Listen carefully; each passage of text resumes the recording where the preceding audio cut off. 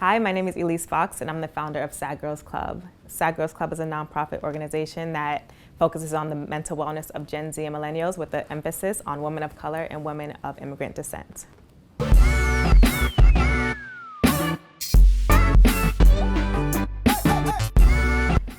I was diagnosed with depression at the age of 23, and I was living in Los Angeles at the time. I was in a really super abusive relationship for about 5 years, and I was putting on a smiley face online. Everyone in my family thought I was good. They thought I was Gucci. They thought everything was happy, but I was suffering inside, and I didn't know really what was going on. I didn't have the language growing up. We never spoke about mental wellness in my household. It took for me to have a suicide attempt to be diagnosed with depression. I was actually brought to a hospital on a 72-hour hold, and from there, that's when my healing began. And I just don't want anyone to feel that low before they get help, which is why Sad Girls Club is in place right now. So you have help right now, you learn the language, you know what the symptoms are, and you can actually reach out to someone for help.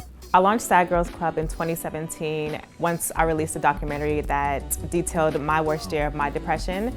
I didn't know it would resonate with anyone, but I was happily surprised that I was able to reach so many women of color from all around the world who saw themselves in my story and wanted to know how they can be more vulnerable, how they can build community, and how they can just seek help and guidance within their mental health journey. Initially, I created Sad Girls Club on Instagram because I am a millennial and that's what we do. It was just an Instagram page where I kind of migrated the people who saw my film and wanted help. I said that you can just follow this page from your Finsta account. I will provide any resources that you want to learn about. I will give you all the facts. I will make sure that I fact checked and you have everything that you need to feel supported. From there, I just looked at the analytics and saw that we were mostly in New York City, and I just thought, like, a lot of us have the same issues, we have the same questions. Let's like remove the mask and have this conversation once and for all in person. So I began having events in February of 2017. We held our first event in New York City, and it was the most beautiful space I've ever experienced. For the first time, I saw women my age, immigrant women, women of color who were a lot older, being vulnerable and speaking about their experiences in a way that I feel like has never been done before.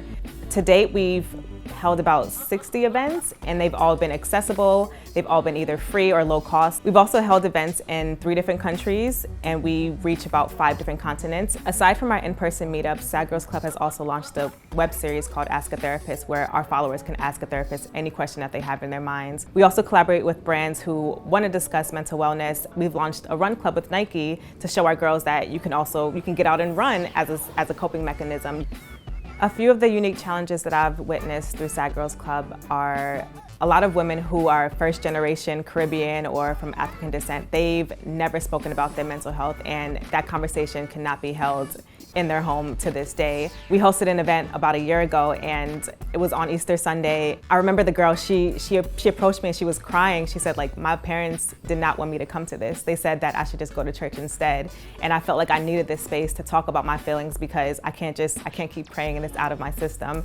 And I just feel like we are working to basically remove the negative stigma that is surrounding mental health conversations and build a new future for our Gen Zs and millennials. We really do preach about the responsible use of using social media as a platform to heal yourself. Make sure that we uplift our members in our comments. If anyone has a question, we really want to make sure that we get to that person, we answer those questions in the moment before it's too late.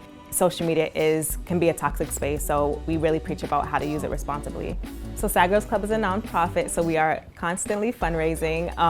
You can fundraise right on our website. We're also launching Sad Moms Club. I am a new mom, and there are so many struggles that I faced with just dealing with postpartum and pregnancy in general, and no one talks about these things. I feel like these things, they should be normal. I'm also creating Sad Boys Club. We soft launched Sad Boys Club last year, and we held an event at LeBron James's office in New York City, and it was completely sold out. And for the first time in my entire life, I saw men being vulnerable, speaking about their feelings. And also we're gonna continue to grow our online platforms. I just really, really preach about checking up on your friends, check up on your strong friends, check up on your friends that you just text, like have a conversation. Pick up the phone and actually ask someone, how is your mental health today? Like, be real with me, girl. Like, please share, like spill the tea. I know we talk about boys, we talk about sex, we talk about going out, but what is going on with you internally? We really can do a better job at checking up on our friends and checking up on just everyone in our family in general, because you might be the first person having this conversation with them, and that can be something that changes their lives.